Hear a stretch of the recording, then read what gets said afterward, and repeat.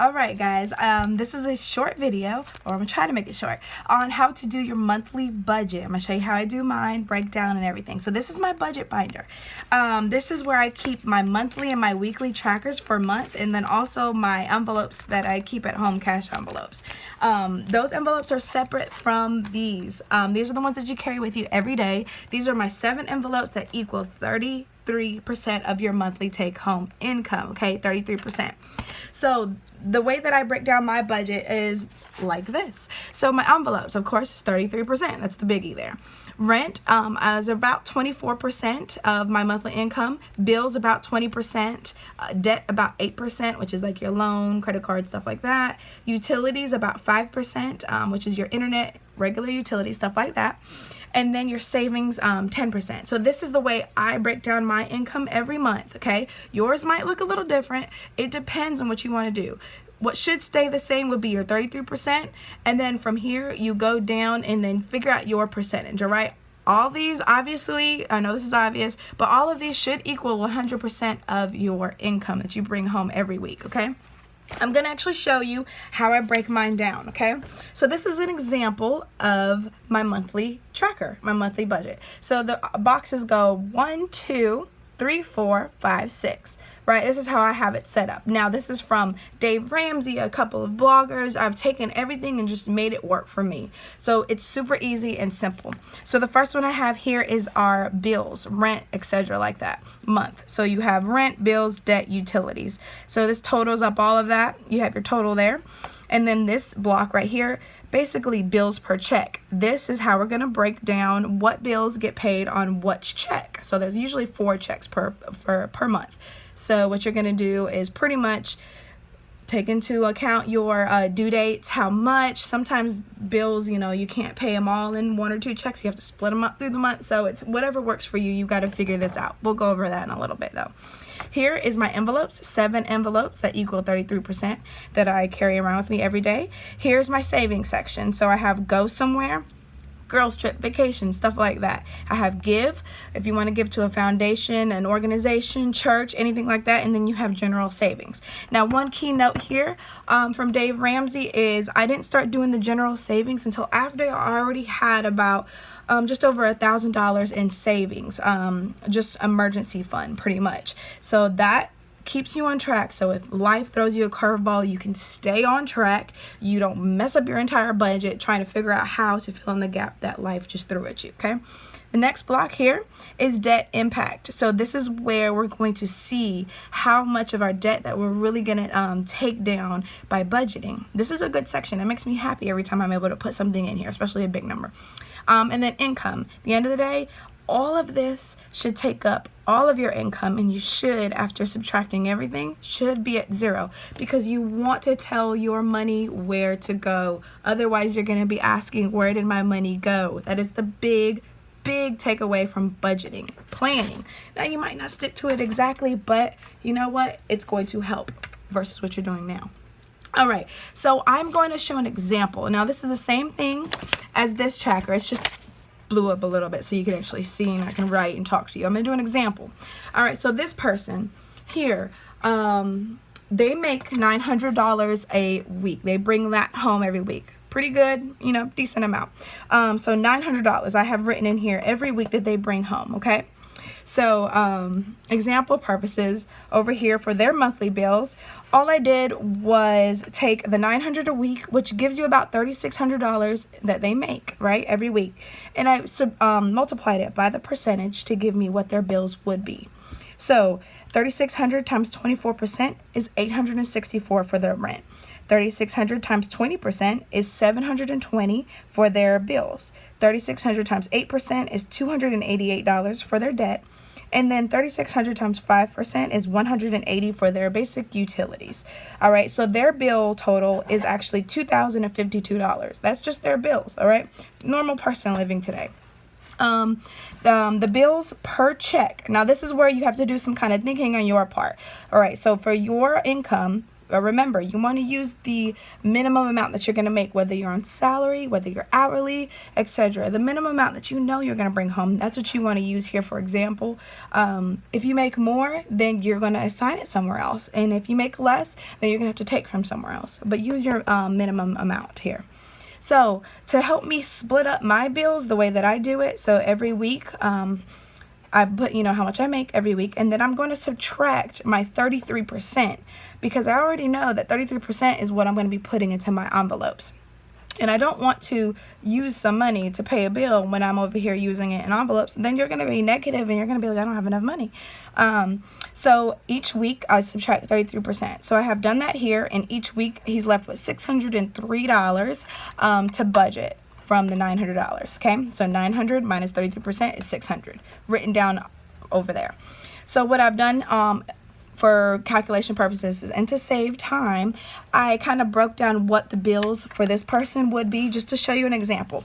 So the first check I had written down the car or rent, the first half of rent and the internet that he's going to save and put to the side. So the first rent and then and internet is going to be $432. That's half of rent, right? And then $70 for his car or internet. I'm sorry, I keep saying car. $432. And then my pen's messing up. Okay. All right, the second check, he's going to do his car and his cell phone, which is $420 and $70. Not bad. And then the third check, he will do his insurance, loan, and credit cards. So that is about $230, $150, and $138. So this is just planning purposes, okay? These numbers are just for you.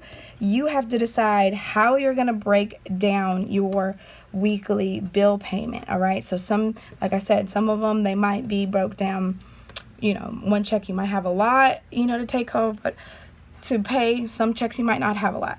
But since you've just subtracted this 33% already, the number that you're working with. In his case, it's $603 to pay bills every paycheck. You're not going to run into the part where you're going to go negative trying to fill up your envelopes every week. This is the important part. So you're going to plan that out, all right? So he plans this out, and then his second half of rent is from his fourth check, which is $432, and then he pays his electric bill, which is $110. All right. So he pays all those out. He kind of plans out how he's going to pay them out. We've already taken into account the envelope. So basically, at the end of the day, his money that he has left to budget is basically the $600. Is pretty much his income, $3,600, 900, minus his actual debt, bills, utilities, etc., which is $2,052. He has $1,548 left to actually budget. So what he's going to do here is, next step is box 3. Box 3 is the envelopes. Now the percentages are here if you don't remember them, okay? So I've written them down on the side just to remind, but they equal up 33% between them all. So what you do here is you're going to take your monthly income and multiply it by the percentage for each section. All right, so his income, $3,600. 3,600 times 13%. And that's what I'm going to do all the way down, all right? Real quick, let's fill this in. So 3,600 times 13% is 468. All right. 3,600 times 3% for God knows is 108. 3,600 times 4% for good times, 144. Glow Fund is 4% too, so that's 144. Gas is 4% too, so that's 144. Gains is 1%, so that's actually 36. Great Living is 4%, so that's 144. So that's the number that you have, the big number that goes into each category. Now, if you want to right here, annotate here what you should take out every week, what you're going to do is divide each number by 4, because there's 4 weeks and you want to take cash out every week. So I'm going to divide each number by 4 and just kind of write it real small next to the category so I can kind of know exactly how much I take out every week. That's just for your purposes. You don't have to do it if you don't want to on here. So 468 for groceries divided up by 4 is 117 each week for groceries. God knows divided up is 27 a week. Good Times is actually $36 a week. Glow Fund is $36 a week. Gas is $36 a week. All right, and then Gains is $9 a week, and then Great Living is $36 a week.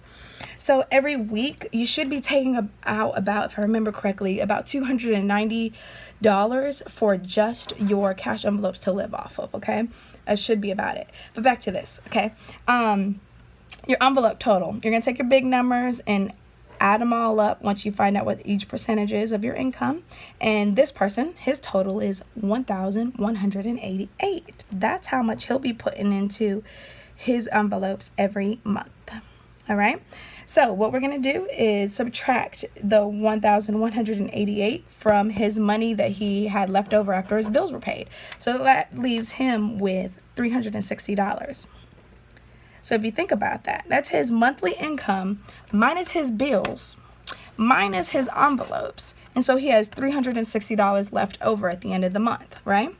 So he can't come over to the savings area, and he could go and divvy it up between his little, between his actual savings accounts. So again, like I said, don't worry about these until you have saved up at least $1,000 in an emergency cash fund, okay? At least $1,000. So that is going to give you a buffer space from life, guys. It's super important, all right? I've already used my emergency fund a few times for car troubles that was like, bigger than expected, work trips, something broke in the house. So you need to have that $1,000. Once you get the $1,000 saved up, you can start divvying it out between here. So for example, I'm just going to say this person put $120 into his little go somewhere because he wants to go on a trip or something, or a girl's trip or something, and then $120 into general savings, right? So add those two up, that's $240, right, that he has put into his savings. Still leaves him with $120, right, because he has $360. So he's left over with $120. He's going to bring that over into the next box to put towards debt impact. Debt impact is where we are focused, and that's what we want to do. So he's going to put this month $120 to whatever debt that he wants to do. So if you're trying to pay off a card, a loan, any kind of debt you owe somebody, this is where your debt impact comes into play. And you're just going to dump the rest that's left over into there. Don't even think about it. Just do it.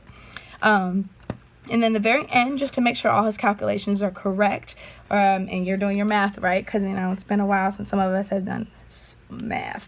We're going to take our total income, which is $3,600, right? We're going to subtract our bill total, which is $2,052 for this person. Then we're going to subtract our actual envelope total, which is $1,188 for this person. Then we're going to subtract our savings total, which is $240 for this person. And then we're going to subtract our debt impact, which is $120. So after you subtract all that, it should equal $0 because you want to tell every dollar where to go for the month.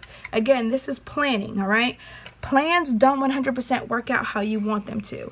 But if you make a plan, the chances of you sticking to it are far greater than when you don't have a plan. That makes sense. So this is just an example of how to do your monthly tracker, guys, okay? Do it every week, every month. If you have any questions, hit me up, let me know. But this is very important, your percentage breakdown. Again, just for a snapshot of it, this is the percentage breakdown per month, right? Follow it. If you have any questions, just hit me up and let me know. Thank you for watching. Hope this helps.